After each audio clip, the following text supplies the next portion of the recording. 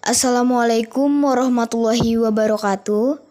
Di dia abdi sareng rencangan bade ngajelaskeun tentang pengertian tema rasa nada sareng amanat dina wangun kawih Sunda nyaeta Bubuy Bulan sareng Manuk Dadali.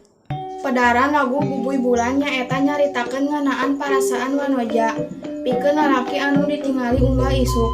Ieu bisa katitun dina rumpaka tembang. Aweh eta katenjuk ku panon hatena. Rasa dan nada penulis lagu atau penyanyi kataji ku jalma-jalma nu resep ngaliwat unggal esuk panonan nyecep kana mana. Anjeunna miarap bisa ditempuh unggal bulan atawa bakal hadi unggal poe. Meureun manehna ngarepkeun boga jodoh ambe maena bisa ningali unggal poe. Amanatna nyaeta amanat anu aya dina lagu Bubuy Bulan nyaeta rasa sedih sareng nalangsa saur lalaki anu ditinggalkeun ku kabogohna.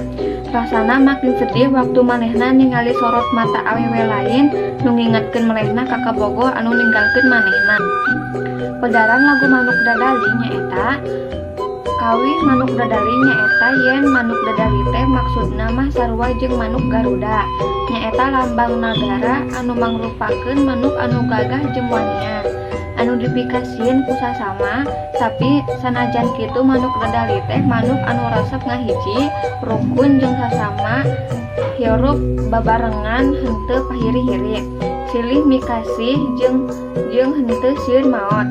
Eta sifat Manuk Dadali anu kitu teh jadi perlambang bangsa jeung nagara Indonesia. Tema rasa dan nada cinta tanah air, semangat jeung leres kana kagagahan Manuk Dadali anu jadi perlambang Indonesia Jaya. Amanatna nyaeta ngajak urang balik jadi kawas Manuk Garuda anu aya dina dasar negara Indonesia nyaeta Pancasila. Dina dada Manuk Garuda mawa simbol-simbol tina 5 sila anu aya dina Pancasila jeung nyekel hage Bhinneka Tunggal Ika. Bisa dihartikeun urang jadi bangsa Indonesia kudu bisa jadi jalma anu Pancasila anu mampu ngaronjatkeun dina nurani urang jeung nerapkeun dina kahirupan nilai-nilai luhur bangsa nyaeta sila kahiji dugi ka sila kalima. Sakitu wae penjelasan ti abdi sareng rerencangan. Wassalamualaikum warahmatullahi wabarakatuh.